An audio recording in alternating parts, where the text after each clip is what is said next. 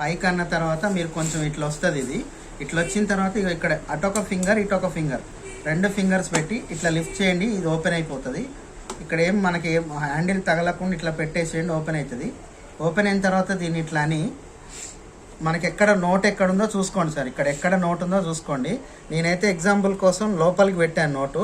మీరు ఏం చేయండి అంటే ఇట్లా రబ్బర్స్ని ఇట్లా రొటేట్ చేయండి. నోటు మూవ్ అవుతుంటుంది, పైకి మూవ్ అయితే తీసేసుకోండి. అట్లా మూవ్ కాకుండా మీకు మొత్తం లోపల స్టక్ అయిపోయింది అనుకోండి నోటు, దీన్ని రబ్బర్ని ఇట్లా మూవ్ చేస్తే ఎటువైపు ఎక్కువ కదులుతుందో చూడండి. చూసిన తర్వాత ఏదైనా ఒక మూల పట్టుకొని నోట్ని లాగేసేయండి సార్. లేదంటే ఇట్లా వెనక్కంటే వెనకకి వెళ్ళిపోయి ఇక్కడ నుంచి నోట్ పాస్ అయిపోతుంది బయటకి. చూసారా సార్, అర్థమైందా మీకు? లేదంటే మళ్ళీ ట్రై చేస్తున్నాను చూడండి. నోట్ ఇక్కడ స్టక్ అయింది, ఇట్లా స్టక్ అయింది సార్. మనం ఏం చేస్తామంటే దీన్ని ఇట్లా రబ్బర్ని ఇట్లా రొటేట్ చేయండి. చేసిన తర్వాత నోట్ ఎటువైపు మూమెంట్ ఇస్తుందో చూడండి. చూసి ఒక మూల పట్టేసి రబ్బర్ని ఇట్లా రొటేట్ చేసుకుంటూ మీరు నోట్ని బయటకు తీసేయండి, వచ్చేస్తుంది సార్. Thank you sir.